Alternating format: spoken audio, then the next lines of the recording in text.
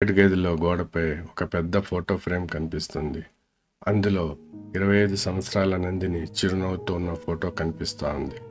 ఆ ఫోటో చుట్టూ మ్యారీగోల్డ్ పువ్వులు అలంకరించి ఉంటాయి. గదిలో నుండే నందిని గళం మెల్లగా వినిపిస్తుంది.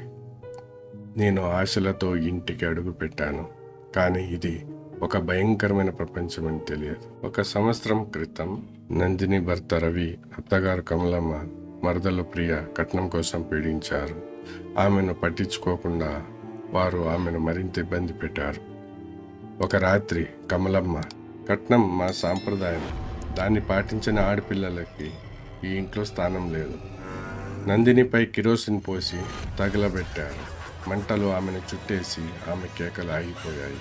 నందిని ఆత్మ మంటలలో, మీరు నా శరీరాన్ని తగలబెట్టవచ్చు, కానీ నా ఆత్మ మీలో ప్రతి ఒక్కరిని వెంబడిస్తుంది.